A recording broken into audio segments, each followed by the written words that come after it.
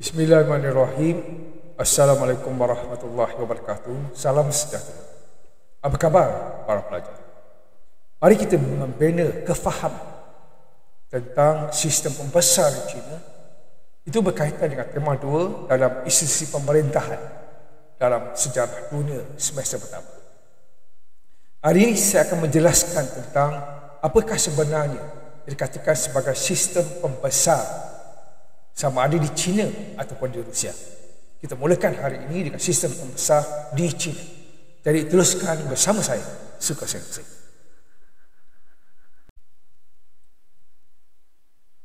Mari kita fahamkan apa yang dikatakan sebagai pembesar. Pertama, pembesar merupakan pegawai kerajaan yang dilantik oleh Maharaja untuk menjawat sesuatu jawatan tertentu dan melaksanakan semua bidang tugas yang telah diberikan atau diarahkan oleh Maharaja kepada pembesar tersebut.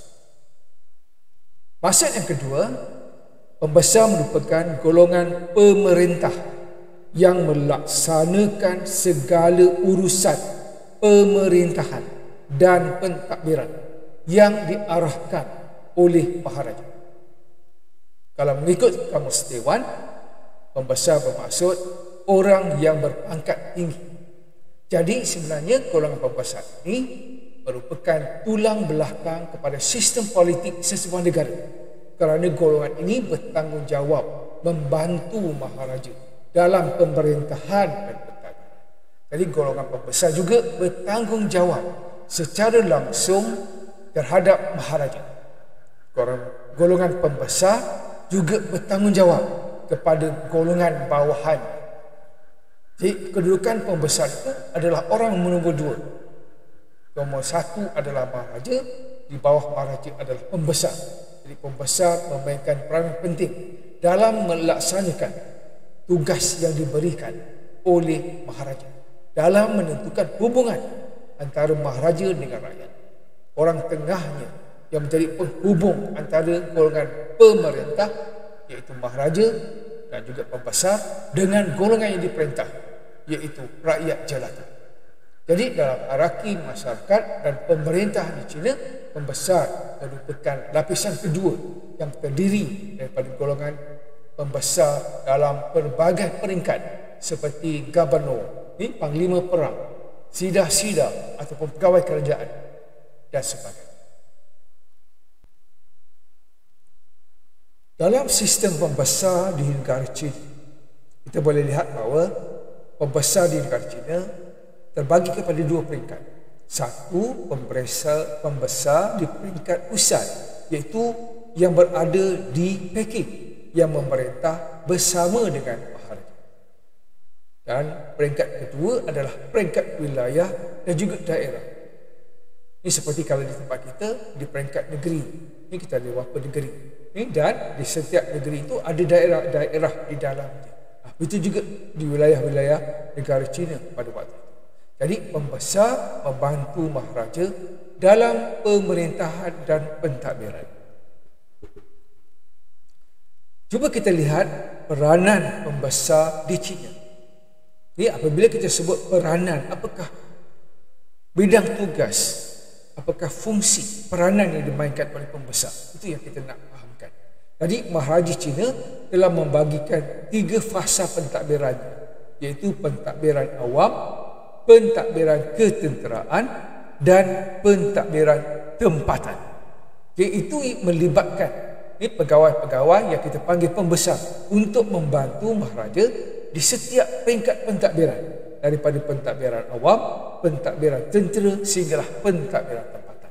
Jadi pembagian peringkat pusat, pentadbiran di peringkat pusat pula dibahagi kepada Sekretariat Agung yang terdiri daripada 3 hingga 6 orang setiausaha yang memainkan peranan sebagai penyelia dan juga penyelaras 6 kementerian di dalam pentadbiran.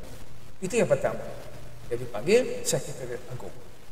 Yang kedua adalah Majlis Tertinggi, merupakan badan penasihat raja. Ini di mana badan penasihat ini mempunyai 6 kementerian Dan setiap kementerian dikawal oleh seorang pegawai kanan ataupun syancu dan beberapa orang pegawai rendah kementerian seperti Kementerian Personal, Kementerian Keuangan, Kementerian Adat, Kementerian Perang, Kementerian Keadilan dan Kementerian Kerja Raya. Satu lagi adalah pusat pentadbiran yang dipanggil lembaga penapis ataupun chancellery, di mana lembaga penapis ini menjadi pengintip kepada maharaja.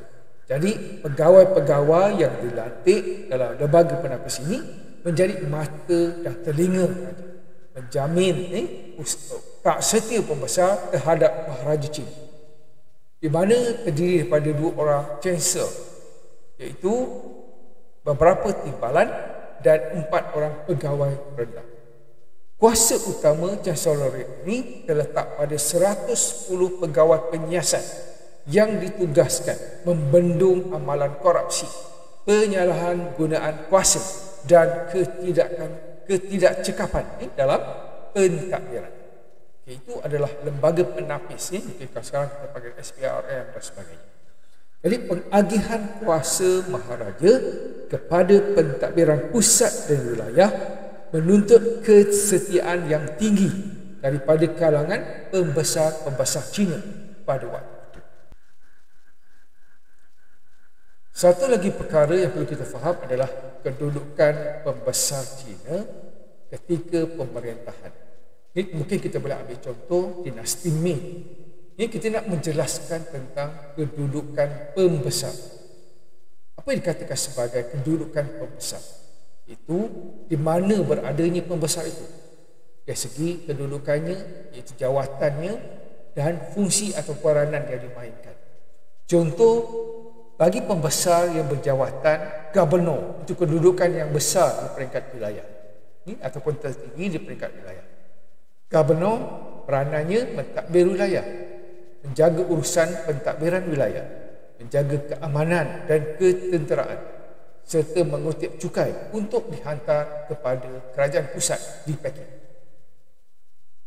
Kedudukan pembesar yang kedua adalah pegawai-pegawai daerah ataupun pembesar daerah. Bendahari-bendahari ini, peranan mereka adalah sebagai bendahari, iaitu bendahari amal di wilayah ini yang tugasnya mengutip perbendaharaan, menguruskan cukai dan sebagainya. Jadi satu lagi pegawai daerah ini juga merupakan hakim, ketua hakim. Ini yang mengawal undang-undang jenayah dan bidang kuasa rayuan di peringkat daerah. Satu lagi pegawai ini juga bertanggungjawab perkara-perkara berkaitan dengan jenayah, mengawal garam dan juga pegawai-pegawai bijiri ataupun berkaitan dengan hasil-hasil tanam. Satu lagi adalah pegawai yang dipanggil Tao Tai. Itu pegawai yang ditugaskan di kawasan khas untuk membantu raja dalam pemerintahan dan pentadbiran. Dan satu lagi adalah ketua jabatan. Ketua jabatan juga mempunyai kedudukan sebagai pembesar di China. Tugasnya adalah memainkan peranan sebagai pentadbir jajah. Dan kalau kita lihat dari segi kedudukan itu, Maharaja China telah mewujudkan, misalnya semasa dinasti Ming, Maharaja Ming telah mewujudkan 15 wilayah dan membentuk jawatan pembesar seperti wilayah diketuai oleh seorang gubernur, daerah terdiri pada ketua bendahari dan juga ketua hakim. Di kawasan-kawasan daerah bawah daripada daerah ataupun lingkungan yang lebih besar yang dipanggil lingkungan ataupun provinsi yang lebih luas dipanggil Tao Tai. Ini itu kawasan-kawasan khas yang diwujudkan oleh maharaja untuk mentadbir urus kawasan tersebut. Ini kawasan-kawasan yang diberi peruntukan khas ini kepada pegawai ini yang dipanggil Tao Tai. Dan yang keempat adalah ketua jajahan atau ketua pentadbir yang mentadbir jajahan. Jadi ini 4 bentuk jawatan pembesar ini yang menunjukkan kedudukan dan peranannya ini dalam pemerintahan, khususnya semasa dinasti Ming. Ini kita ambil contoh dalam dinasti Ming. Jadi semasa dinasti Ming ini, bagaimana kedudukan pembesar itu ditentukan oleh maharaja adalah berdasarkan kepada sistem peperiksaan awam.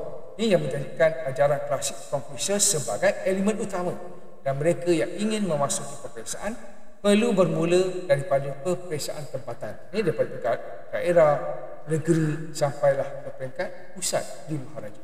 Ini di Istana Maharaja. Okay, jika mereka lulus akan masuk ke peringkat seterusnya. Ini daripada kampung tadi pergi mewakili daerah, wilayah dan seterusnya peringkat negeri. Dan mereka yang lulus peperiksaan awam akan diserap menjadi pembesar di China. Itu cara bagaimana pembesar itu dipilih. Ini berdasarkan kepada kejayaan mereka dalam menduduki peperiksaan awam China. Jadi mereka ini dipanggil golongan terpelajar ataupun sarjana. Dia mempunyai darjat yang paling tinggi dari segi hierarki masyarakat. Jadi golongan ini dipilih oleh pegawai kerajaan berdasarkan tahap peperiksaan awam yang mereka lulus. Ini peperiksaan ini bertujuan memilih golongan sarjana yang layak memegang jawatan pegawai dalam perkhidmatan kerajaan. Jadi mereka yang lulus peperiksaan awam bermakna mereka mempunyai tiket ataupun anak kunci kepada kekayaan dan pangkat rasmi yang sangat penting. Jadi lulus peringkat daerah, negeri, masaat itu adalah ini melambangkan jawatan yang akan bersandang. Ini jika mereka lulus di setiap peringkat tersebut. Dia lebih tinggi kelulusan itu, mereka akan mendapat jawatan yang lebih besar dan mereka akan berkhidmat untuk Maharaja. Itu yang penting ini dari segi kedudukan pembesar di China, khususnya semasa pemerintahan dinasti Ming. Golongan terpelajar ataupun scholar ini yang lulus peperiksaan awam tadi akan ditempatkan di kementerian penting yang melibatkan dari segi penggubalan dasar. Itu menganggotai Imperial Secretariat yang bertanggungjawab membuat dasar negara dan Imperial Chancellery ini yang bertanggungjawab dalam membina sesuatu dasar. Ini adalah dua jawatan yang penting dalam dua sekretariat, dua Imperial Secretariat. Jadi pemilihan pembesar lebih mementingkan pendidikan Confucius berbanding dengan mereka yang mempunyai latar belakang ketenteraan. Jadi golongan tentera menjadi pendukung kepada kewujudan dan kedudukan seseorang Maharaja.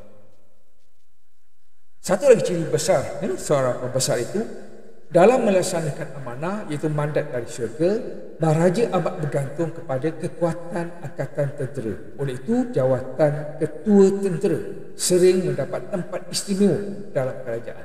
Jadi sejak sekian lama pasukan tentera bertindak sebagai sebahagian daripada sistem pentadbiran dan pemerintahan Maharaja China pada waktu ini. Jadi selain daripada kalangan tentera, pembesar wilayah juga dilantik dalam kalangan bijak pandai ataupun scholar ataupun gentry. Jadi dasar ini dilaksanakan di peringkat wilayah oleh pembesar bawahan dalam jabatan hal ehwal negara. Mereka akan berperanan mengikut fungsi 6 jabatan seperti jabatan kaki tangan, jabatan upacara, jabatan tentera, jabatan kehakiman dan juga jabatan kerja awam. Pada peringkat kerajaan Ming, Maharaja telah membagikan empire kepada 15 wilayah. Jadi setiap wilayah dibagikan kepada unit tempatan yang lebih kecil, iaitu prefecture, iaitu mendapat 157 unit dan sub-prefecture ataupun caw ataupun jabatan. Ini yang terdiri daripada 234 unit serta daerah berjumlah 1171 unit. Itu adalah wilayah pemerintahan ini semasa dinasti Ming. Di mana struktur organisasi pentadbiran peringkat wilayah diketuai oleh seorang pesuruhjaya yang dibantu oleh 2 pegawai, iaitu ketua hakim dan juga ketua komander tentera wilayah. Jadi itu adalah satu pentadbiran yang penting yang menguruskan pentadbiran di peringkat wilayah.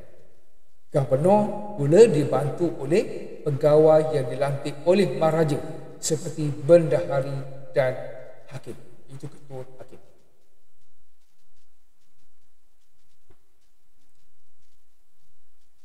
Semasa Maharaja Ming memerintah, Maharaja telah menyerahkan urusan pemerintahan daerah kepada pegawai awam, pegawai tentera dan pegawai pengawas kerajaan. Jadi pada zaman pemerintahan dinasti Qing pula, wilayah terbagi kepada daerah iaitu Fu yang disatukan menjadi lingkungan ataupun tau, di mana setiap wilayah daerah mengandungi beberapa buah bukit isian yang berjumlah 1477 buah bukit. Itu juga semasa dinasti Qing, gubernur yang dilantik sebagai pementadbir wilayah, menjaga keamanan dan juga ketenteraan, serta mengutip cukai untuk dihantar kepada pemerintahan pusat. Jadi pembesar yang dilantik itu bergantung kepada dinasti apa yang memerintah pada waktu itu. Jadi secara khususnya kita boleh penjelaskan bahawa kedudukan dan peranan pembesar itu adalah berdasarkan kepada sama ada pembesar itu membantu maharaja mentadbir di peringkat wilayah ataupun di peringkat pusat. Itu pusat yang paling tinggi sebab pusat pemerintahan adalah di Peking. Mana pun maharaja Cina, pusat pemerintahannya adalah di Peking, di Forbidden City, di mana tempat tinggal maharaja di situ. Dan di peringkat wilayah ini sama ada diketuai oleh Pusurujaya Tinggi, diketuai oleh gubernur dan sebagainya. Jawatan-jawatan itu ditentukan oleh maharaja yang mengetuai dinasti pada waktu itu. Begitu juga dalam yang membantu gubernur ataupun Pusurujaya itu sama ada ketua hakim ke ataupun ketua perang, ketua komander ataupun parlimen perang yang akan bersama dengan gubernur untuk mentadbir wilayah ini untuk memastikan keamanan dan keselamatan wilayah tersebut daripada ancaman musuh. Itu yang disusun oleh maharaja. Itu juga pemerintahan di peringkat yang lebih rendah dalam wilayah, misalnya daerah. Dia bagi lagi pada mukim, dan yang paling bawah sekali adalah kampung. Iaitu adalah hierarki politik dari segi struktur pemerintahan dan pentadbiran peringkat pusat dan juga wilayah. Jadi bidang kuasa gubernur itu ditentukan oleh maharaja yang memerintah. Ini misalnya kuasa gubernur juga tertakluk kepada adat istiadat, mengetuai adat istiadat, mengetuai tradisi wilayah ini yang telah ditetapkan oleh maharaja. Jadi gubernur juga harus bertanggungjawab dan berhubung secara langsung dengan pemerintahan pusat. Dan dari masa ke masa maharaja akan memanggil gubernur ini untuk menghadap ataupun berjumpa dengan baginda di istana. Jadi sama ada pegawai ini akan diberi hadiah ataupun menerima hukuman jika mereka melakukan kesalahan. Itu semua akan diuruskan, diadili oleh maharaja yang berada di pusat pemerintahan di Peking. Mari kita fahamkan peranan pembesar. Pembesar diberikan kuasa otonomi dalam membantu maharaja dari segi pemerintahan dan pentadbiran. Pembesar merupakan tulang belakang kepada maharaja untuk mempertahankan kedudukan. Pembesar membantu maharaja menjalankan pentadbiran di peringkat pusat dan wilayah. Pembesar juga berperanan menggubal undang-undang dan menetapkan dasar-dasar negara. Pembesar juga dilantik sebagai ketua pasukan tentera dan gubernur wilayah. Jadi pembesar ini dipilih menerusi pembesar yang lulus pelajaran awam Cina dan menerima pendidikan Confucius. Jadi pelantikan pembesar ini berdasarkan kepada pencapaian mereka dalam peperiksaan perkhidmatan awam. Jadi golongan intelektual ataupun cerdik pandai ataupun scholar diberi utamaan untuk menjawab jawatan penting ini sebagai pembesar di peringkat pusat maupun di peringkat wilayah. Jadi mereka juga terdiri daripada ketua-ketua tentera. Itu secara umum yang kita sebut dari segi peranan pembesar. Mari kita detailkan ini peranan pembesar. Pertama, peranan pembesar dari segi pentadbiran. Jelas, daripada contoh-contoh yang saya berikan, pembesar membantu maharaja dalam pemerintahan dan pentadbiran. Bagaimana pembesar membantu maharaja?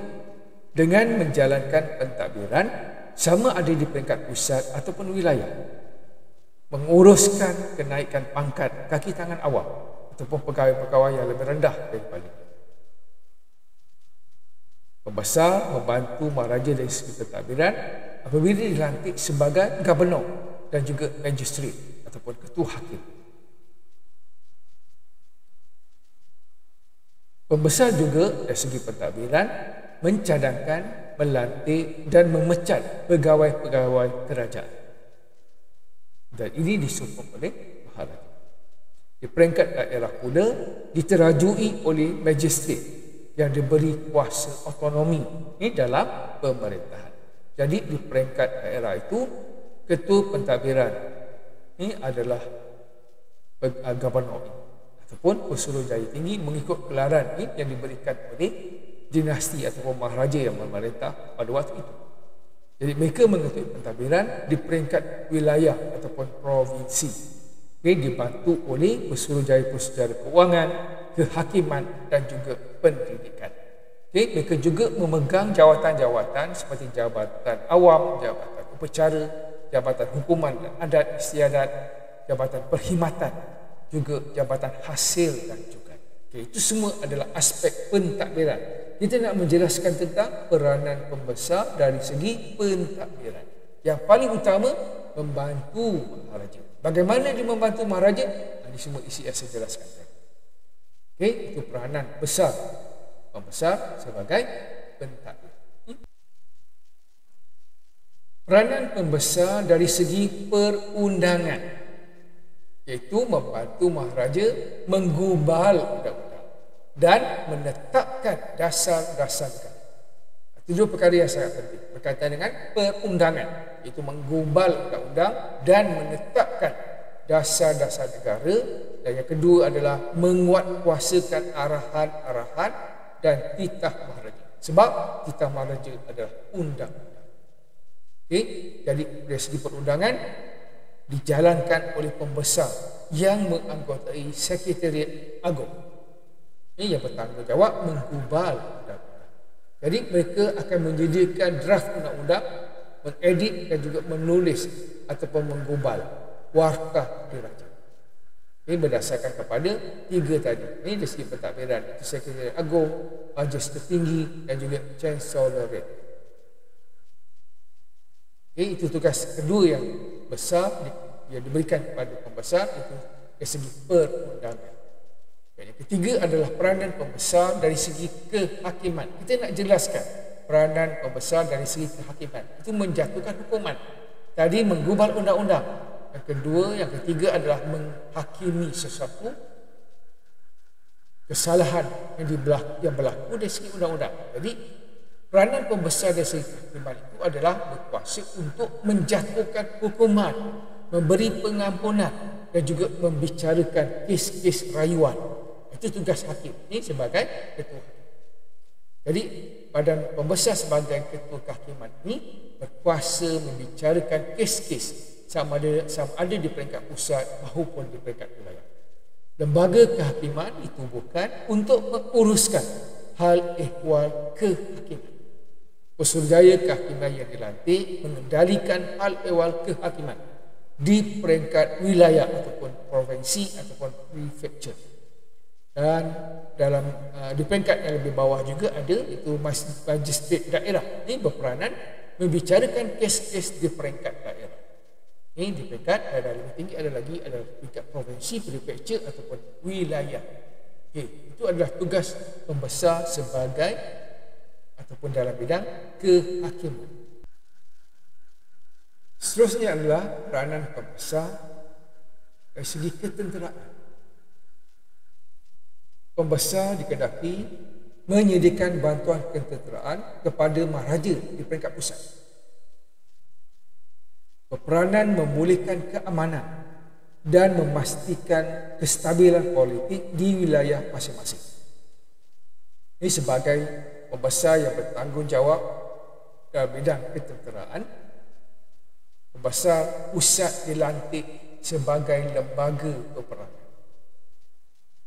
Peranan pembesar juga dari segi ketenteraan bertanggungjawab menguruskan pelantikan dan pemecatan pegawai-pegawai tentera.